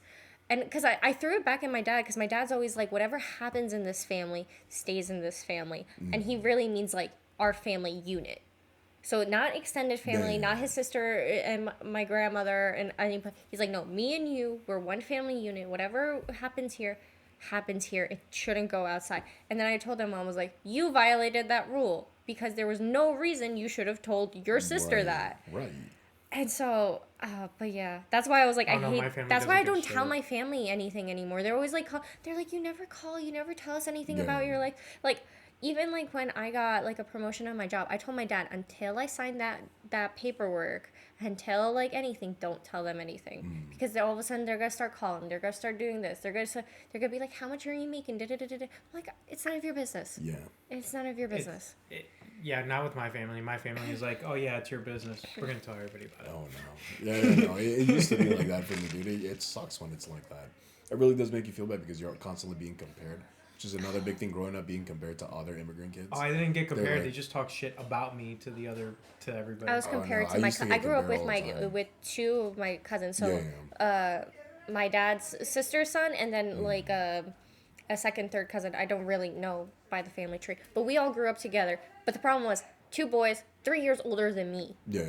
And we all grew up together. So whatever expectancies, like, they're like, oh, they're at this level. Why are you not at this level? I'm like, because I'm 3 years younger than them. Right. And it's kind of like, what you want me to be exactly like them? Because then I'm not your son anymore. And now... I'm just a carbon copy of someone else. And now I'm the golden child, though. I'm the black sheep in my family. I don't even talk to I don't know. Like, I was the black sheep. I do not talk to anybody in my family whatsoever. Yeah, but I feel like that's partially your family's fault. Yeah. I only talk to select cousins. And, same. And it's not like, I love them all. It's just I wait for them to talk to me first. I don't go out to anybody anymore. I kind of do that like with everyone in general. It's kind of the same thing. I just wait for someone to message me first. Family specifically too. I stopped going to family events because it's always issues. Yeah. So I'm just like, you know what? That's Let me steer clear. Me too. Yeah. That's such a big thing too. Like it's just constantly fighting. Like maybe not every family, but I feel like it's just so. The base of it all, the foundation, everything is already cracked because of how everyone grew up. Which further emphasizes how badly everyone grew up in. Whoa. You okay? But like, is this camera still recording? Yes, it is. But it emphasizes how bad everyone grew up because there's beef from like when they were kids, when they were teens, when they were adults over there, and they bring it over here, and it turns into this bigger issue that extends past just one generation. It kind of trickles down into the other generations as well. Where, like, I have beef with my cousins, and I didn't even know I had beef with my cousin, but it's because something that. My father might have done to their father when they were growing up in Guatemala. It's kind of like, well, what the fuck does that have to do with me? Yeah. Why are you guys mad at me? Honestly, I could take all you guys on easy too. But I mean, no, I had the same thing. Like, I don't know what happened because this was obviously before me, or like when I was still young, and like all of my extended family and stuff got into fights with each other. So now I don't know any. I know a few of my like second, third cousins, but like everybody else, I have no idea on either side of my family, on my mom's or my dad's. I just know like my immediate cousins, and that's it. On my dad's a little bit like more, but and I asked my dad why. I was like, why don't I know any? But like obviously he knows, my aunt knows, and so and they're like, oh yeah, and my dad was like, oh yeah, because this happened, and I'm like, but what is that impacting me? Like, yeah, exactly. Like, what did I do though? And it was the same thing of like my uncle passed away like 2 summers ago. Like he had stomach cancer and he passed away, and then we went to the funeral and stuff, and it was like really weird because we had literally not talked to them for like 8 years. Oh wow, that's so weird. And I asked my dad, I was like, what was the fight about? And he was like, because it wasn't, he didn't even know. It's just like something happened between. That's just pride. It really is at that point. That's just like so much pride. Because they don't want to admit they lost that argument or something like that. I mean, that's how nobody knows. My dad was like, it was between his sister and my aunt. Like they got into a fight, and then I asked both of them. Neither of them knew what the fight was about. So I'm like, at this point, pride, it's just really pride. That's one thing all immigrants have too much of. It's too much pride. Yeah. I have no pride because I don't care anymore. Yeah. But like, I piss my pants all the time in the street. Don't even care. I'll lay on the floor. I don't care anymore. Yeah. Well, I'm not like that. I have pride for myself, but not like that. I have pride in my country. I have no pride in myself. Yeah. Or like whatever else. But what was I gonna say? About pride? Yeah, no, like my family has this weird sense of pride. Like we don't have fights like that, but they're willing to just drop the conversation and continue with a different one, but like leave that conversation it's there. the immigrant thing of like when you fight with your parents and they never say they're sorry. They just come into your room an hour later like, you want fruit? I bet you money. I bet you money if I gave my mom a dictionary and told her to look up the word sorry, none of my family members will be able to look it up, like be able to find it. They don't even know what the definition is. There's no such, that word does not exist. Yeah, I don't think I've ever been apologized to in my family. Does sorry actually exist in Spanish? Perdóname. That's like, no, that's not the same though. That's not. That's like excuse me. Almost. Yeah, it's excuse me. There is a sorry in Ukrainian or apologize in Ukrainian because I've said it a lot in my growing up. I've been made to say sorry, but I've never had the sorry said to me like by anybody. No, like, even when my family gaslights me and they're like, it's in your head. No, it's so funny because I know when it's like my parents are trying to say sorry because they'll buy me something, or my dad, it's always common, like we'll get into a huge argument, right? I go into my room, I shut my door, right, whatever, and then like an hour or two later he just comes in and he's like, you want tea? Trying to make up for it, like little gestures. Oh, my family doesn't. My family picks up the conversation from like 6 weeks ago as if nothing ever happened. Right. It's so weird. That's different. He's going in like he's trying to measure how hot the water is right now. My family's just it's like, come on, we're gonna go eat now. Like, just like that. Yeah, it kind of like erases. Like they expect it to be done. Yeah. Like me and my mom will get into like sometimes we'll get into heated stuff. Like she doesn't agree with me completely, and she'll start yelling at me, and I'll be like, well, whatever, I'm done with it. And then I'll be like, hey mom, how are you? And it won't talk to me, won't speak to me for like 3 hours. And then out of nowhere, she'll be like, mira lo que pasó en la novela. And I was like, oh, now we're talking? Now we're talking, Now we're good. Now we're cool. And it's like, well, you know what? I'll let it slide. I don't really care anymore. But it's like one of those things that it just deletes itself from like everyone's mind. Or it's supposed to be like that. But, you know, I carry it with me because I think it's weird. Yeah. I'm not used to that. Do your parents ever do that thing where it's like something separate upset them? And so they bring it, and because they weren't able to confront it in that situation, so then they take it out on you, and you're like, I didn't do nothing. Yo, my family, when I'm at home resting from work and whatever, my family steps into my room and is like, what are you doing sitting there? Why are you laying down? Take out the dog. You're supposed to take out the trash. Right. Do this, and the third. Something's Make some burning. Food. We're hungry. Something is burning. No, it's not. Smell like tortilla. I'll be right back. Something is burning. I think somebody left the arepa on. It's off. Oh, then why did it all of a sudden like an intense burning? It was just you.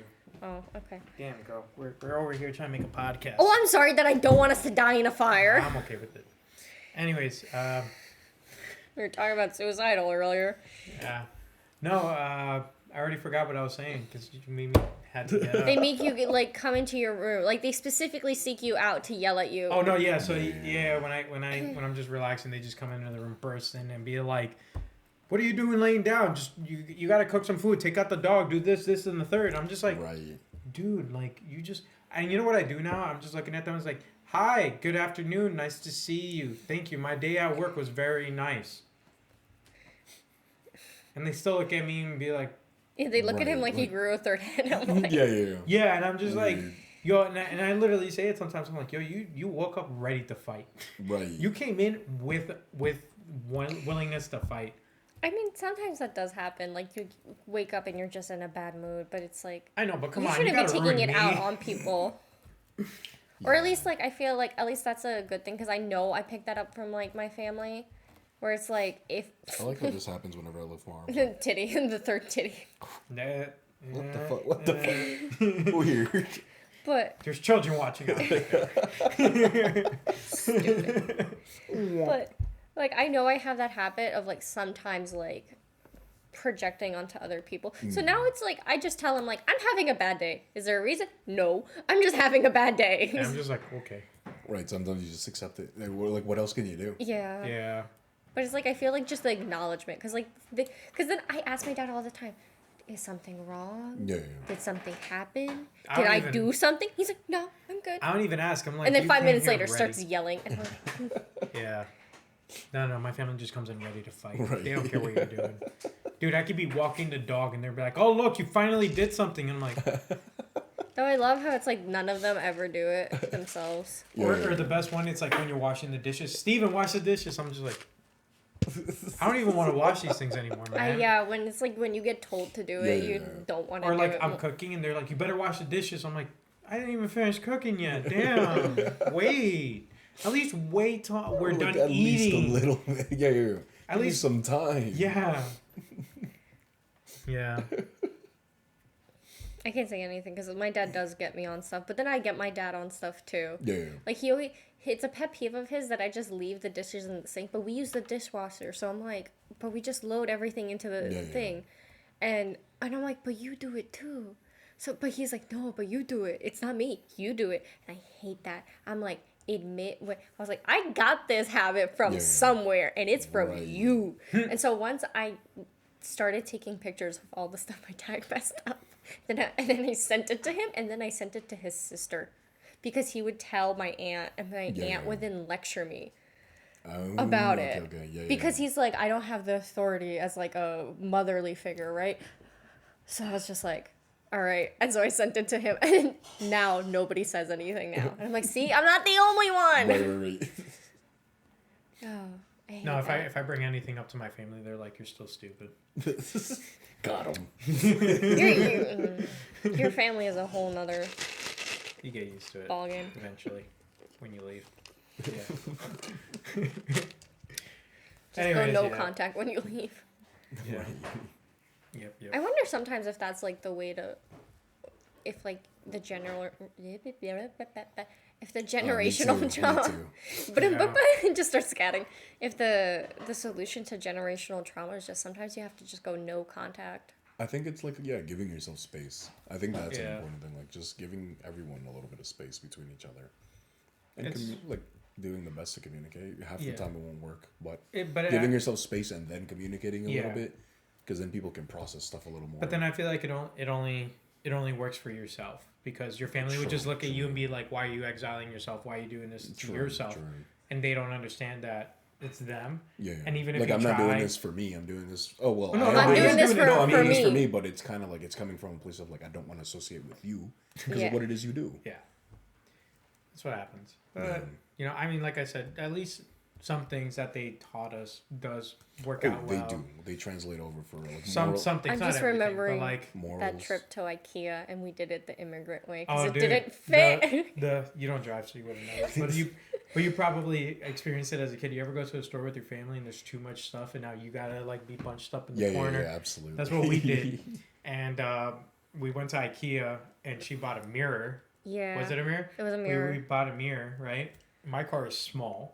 It is not a truck. It's a sedan. It's a 4-door. So we had to like bring down the back seat, and it turned out that the thing reached from the trunk all the way to the front seat. And so that means she couldn't sit in the front seat. So she had to sit in the back seat, hunched in the corner, holding a plant because the mirror was taking up half the back seat. Yeah. And yes. And it was taking up all the way to the passenger side. So she was against the window with the plant. Just like stuck there. That's the immigrant way of doing things. That is getting it done somehow. Yeah, one way or another. Or my other favorite, which we saw in Jackson Heights when we went to get our haircut.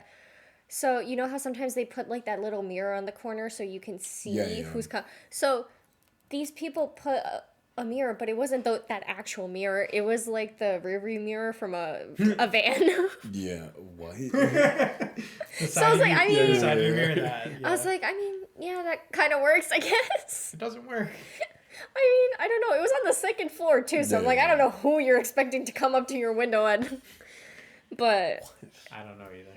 it was, I don't know. Maybe that's a way to like stalk your neighbors without actually stalking them. To be the chismosa and you're just like hidden by the thing. Oh man. Yeah, no. That's ingenuity. That is super ingenuity. That's what I'm saying. You learn your chismes one way or another. That's one thing I can do. I learn my chismes one way or another. No, you don't, because you never know anything. I ask you all the time. There's a difference. I ask you all the time. Can I have my hair tied? Because I threw it across the thing.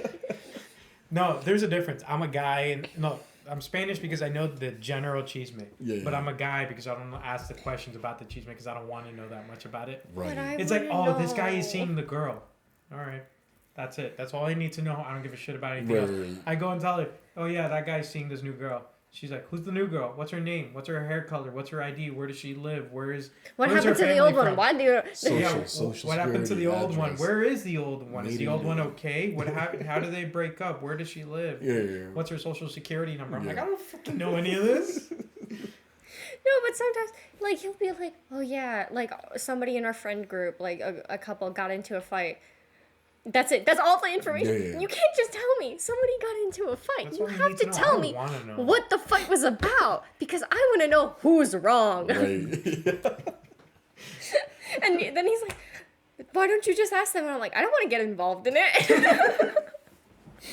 I just want to know what the fight was about. I want to know everything. Like an attorney there when you said it. I need to know who's wrong. Boo. I'm over here like, I want no business. I don't care enough. I need to. So like I a just lot need of the our general. Look, give me the bullet points, and that's all I need. Yeah. No, a lot of our friends also like tell him about like their problems or their fights with their partners, and I'm like, I want to know. And funny because I forget half the conversation. You literally after, and I'm just like. They could have told me every little detail, and I don't remember any of it. I'm just like, can you just like record it? Right, makes sense. That's also why I tell him a lot of like my stuff, because I'm like, I know like you'll forget. Yeah. Any secret this isn't like mean, but any secret anybody tells me, he knows. And I forget. And yeah, he forgets. So it's literally like you're good. If it's not important and doesn't go directly to me, it's just like reset. Yeah, that tape just erases. That's it. And then I'm like, you remember? But then when I told remember you? like the most specific ass like things. It's so I remember how to get to your house exactly from here. It's for no so reason. And I only been there one time. Annoying.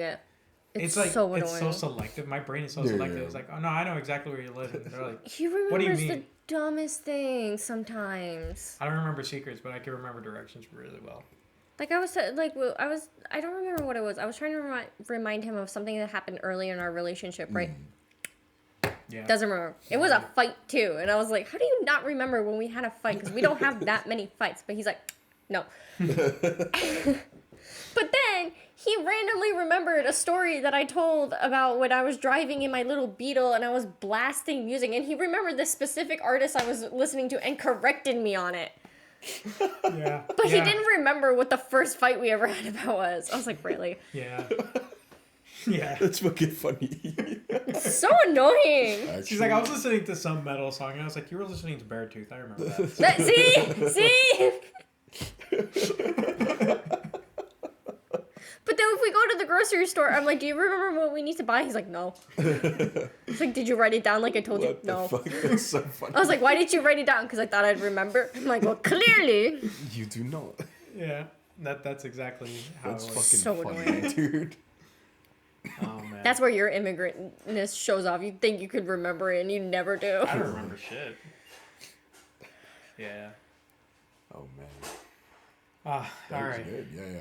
I think we could wrap up here. Yeah. All right. Yeah. After all the interruptions. All There's the- going to be so We'll much figure- background I'm gonna noise. figure- in I this one. apologize for this YouTube video for anybody watching. Hopefully it'll be better. Hopefully the cuts won't be as bad. Hopefully I'm in focus too, because I have no idea if I am.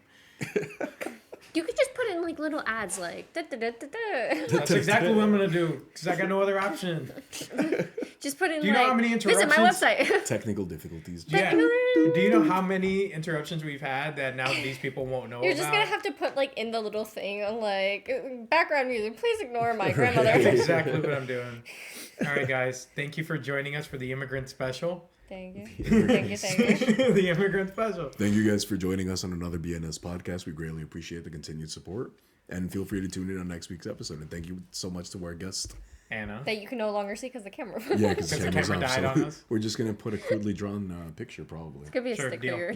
Like a stick figure. No, or I shouldn't give you this idea, but the picture you have in your phone of me. Deal. I already know which one. Okay. Well, there you go. You guys will get something. Don't forget to like, comment, subscribe. Check out our first 2 episodes that we already have out. Yes, sir. We'll be here next week. We hope to see you guys back. Go to their Instagram and Twitter handles. Wherever it is on the screen. Somewhere. Even though it's on a podcast, so they wouldn't be able to. Well, for the YouTube. Well, then say your handles, geniuses. Self-promote. My Twitter is eggs over easy. With a Z for easy. EAZY. Sophie also has her own handle. It's Sophie D. Corgi. Oh, there you go. Sophie D. Corgi. Put that one up bigger than ours, though. Definitely. And then mine is QO Photos, both on Instagram and on Twitter, because I had to make it easy for myself. And I'm not giving mine, because I don't want you people to bother me. Whoever's watching the video, you'll know. All right, later, y'all. Thank you. Bye-bye.